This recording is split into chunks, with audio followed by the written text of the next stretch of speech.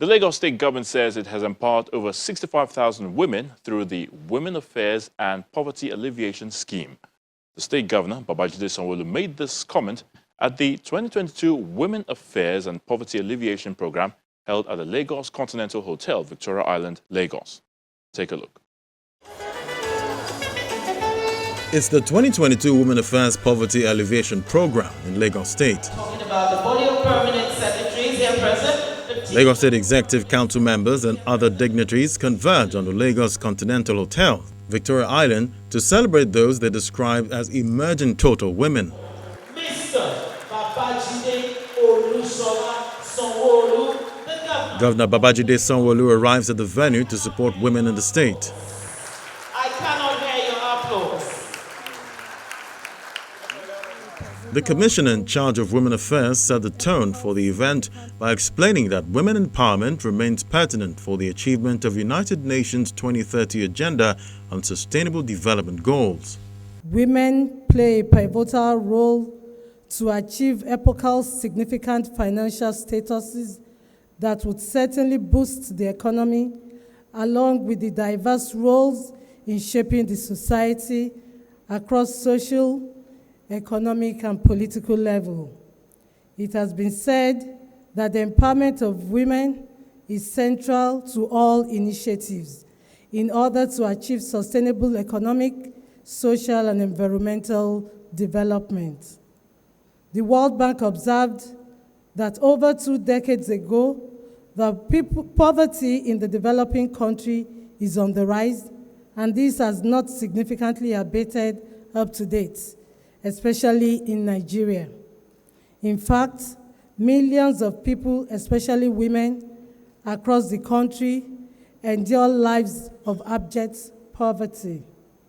Even though the Abuja Declaration on Participatory Development holds that sustainable development can only be achieved with the full participation of women, who constitute approximately 50% of the population. The emerging total woman is full of wisdom, worth, warmth.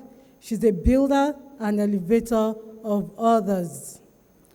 The emerging total woman is essential to the nation's economic growth, health and social development of families, peace and security of a community and country. When women are living safe, fulfilled and productive lives, they can reach their full potential, contributing their skills to the workforce, and can raise happier and healthier families. Bringing it down to the state level, it is an established fact that the economic activities of women oftentimes constitute the backbone of our economy. Studies have shown that improving women's economic opportunities is the key to poverty reduction and development. The guest speaker, Mrs. Hassanatu Adegbite, is the executive director of the Women in Management, Business and Public Service, and she encourages women to remain steadfast in whatever they engage in to achieve their dreams. Every single one of us has a story, and every single one of us has a journey. But the important thing is not how you started. It is not even how the journey itself. It is the transformation of what you become and the impact you make and the stories that will be told about you long after you have gone. What am I saying when it comes to transformation?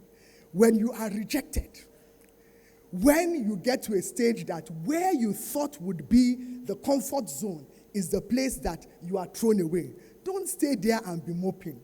Just move on. Go to where the celebration is the loudest and establish your mark and your purpose. That is what, and that's what I was telling you, the butterflies 6 places where they can thrive. I use this analogy to also say that it is the same thing that is happening in our nation and in every organization, whether it's the private or the public sector. You, the women here, you are the butterflies that Nigeria is waiting for. When you have an opportunity, it has a time limit. Don't waste it. Make a significant impact. Let your story be told. Let generations hit their chest and say, because of you, I am where I am today. Governor Babajide Sanwo-Olu assures the people of improving the welfare of women and raising their capacity to become self-sufficient. For us as a government, deliberately we don't complete any picture if there's no woman there. And I tell everyone that this is not a fair representation. We have to ensure that we deliberately create a seat for our women in all spheres of life. In all spheres of life. And I want to assure you that for me personally, I will continue, to ensure that it's not just we want gender balance. It's because it's the right thing to do, and it's been demonstrated continuously that when you indeed put a woman in position of authority, not only do you get results, you get outstanding outcomes, from those interventions. And so it's not gainsaying that you've all achieved different levels of success against all odds in your various endeavors. However, the real issues that must be of serious concern to us is how do we support, how do we ensure that we inspire, how do we encourage young emerging women to arrive at their destination against all odds. And so as a government that is committed to improving the welfare of women and raising their capacity to become self-sufficient, self-reliant, and self-motivated, we have in the past 3.5 years developed and implemented initiatives, policies, and programs that have directly benefited our women in our states. I think the Commissioner also said it, of all our 32